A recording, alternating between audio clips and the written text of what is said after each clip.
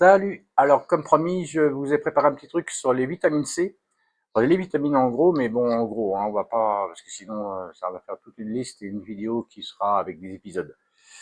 Un petit tour des vitamines. Bon, bah, la C, je vous en parle après. Vous avez la D, les œufs, les macros, les sardines, les foies, enfin bon. En fait, c'est l'hiver, on vous parle beaucoup des vitamines C, D et le zinc. C'est des choses qui, pour l'immunité, tout ça. Mais enfin, je trouve que c'est beaucoup à la mode quand même de nos jours d'avoir des supplémentations. On se retrouve avec un pilulier sans être malade. À un moment donné, faut réfléchir un petit peu à ce qu'on fait. Et donc ça, c'est devenu un gros business des vitamines, des supplémentations. Alors, bah, si vous avez des questions, bah, posez-vous les bonnes questions. Allez voir, par exemple, rentrer aliments, zinc sur Internet. Et puis, bah, ça va vous dire qu'il y en a dans les huîtres, dans le bœuf, dans pas mal de choses. Bah, c'est beaucoup de la viande, du jambon, le reblochon, le mont d'or, alors dans le sésame grillé.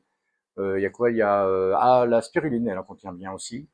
Et voilà, donc voilà, les B6 aussi, les vitamines B, enfin bon, à la limite, vous en avez dans l'alimentation. Donc c'est juste les questions de comment on mange. C'est plutôt se nourrir, l'histoire. Hein. D'ailleurs, c'est ce qui est affiché sur mon site, hein, sur la chaîne. Moi, par exemple, le matin, je commence avec un œuf, des haricots, enfin le truc un peu cow-boy anglais. Je mange des protéines en fait, hein, je mange pas de sucre. Mais et puis je me fais un repas qui est quand même conséquent le matin où je rajoute un petit bout de reblochon, de Saint-Nectaire, du calcium, des vitamines D d'ailleurs, hein, comme ça. Et, euh, et ça me fait mon repas pour aller travailler, pour faire la journée. Et je vais pas manger de la journée jusqu'au début de soirée où je commence déjà à avoir un petit peu faim et je me prépare mon repas. L'intérêt, c'est d'avoir au moins 5 heures de pas manger, de pas faire fonctionner tout le temps son son estomac, enfin toute la machine qui fait digérer, de la laisser se reposer un petit peu, hein, de la même façon que si on a terminé de manger quelques heures avant d'aller se coucher, bah c'est pas plus mal de se manger. Et puis si on n'a pas, évidemment, et c'est intéressant aussi de ne pas finir un repas trop plein, comme si on gardait une place pour quelque chose d'autre, vous voyez, de pas être trop chargé quoi. Enfin bon, c'est un ensemble de choses, vous voyez, c'est plutôt dans la nourriture qu'il faut chercher la réponse et pas dans un business de médicaments. Par contre, le coup de la vitamine C, là, je vais vous en parler parce que ça, c'est ce que je fais. Ça, c'est de la vitamine C, ascorbique, c'est de l'acide, quoi, en fait. Et ça, bah, moi, j'en consomme 3 grammes par jour, une cuillère, quoi. Et si je devais être malade, j'en consommerais plus, évidemment.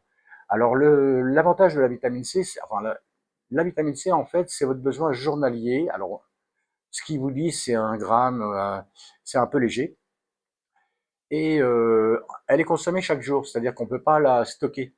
Alors et d'un autre côté, si vous en consommez 10 grammes, 40 grammes, 50 grammes, eh ben le corps va prendre seulement ce qu'il a besoin. Donc imaginons que vous ayez une grippe. Eh ben, vous allez en prendre 10 grammes dans un verre d'eau, c'est de la poudre, hein. Et vous allez répéter ça une dizaine de fois, vous allez passer à 100 grammes dans la journée. En fait, le corps, vous allez le sentir, au bout d'un moment, ça va vous provoquer une petite diarrhée, vous voyez. Et c'est ça qui va donner un terme au traitement. C'est à partir du moment où ça va vous nettoyer et que vous en arriverez là, que vous allez comprendre qu'il y en a plus besoin, quoi, en fait. Hein. Mais disons que ça peut intervenir sur on traite des cancers avec des hautes doses de vitamine C. Vous voyez, alors, il y a plein de pays, ils le font en intraveineuse. Évidemment, en France, c'est interdit, comme d'habitude. Mais bon, par voie orale, on peut quand même en consommer. Il n'y a rien enfin, il y a rien à craindre, quoi. Si vous en mangez 100 grammes, il va pas vous arriver des choses, quoi. Voilà, donc ça, voilà, c'est ça que c'est intéressant. Alors moi, je l'achète au kilo, ça vaut pas, c'est abordable, hein, franchement. Et en plus, on est en hiver là, quand à l'heure où je vous parle, donc c'est pas des choses qui sont faciles à trouver dans les fraises, par exemple. C'est pas le moment de manger des fraises. Vous voyez, donc il y a pas mal de choses.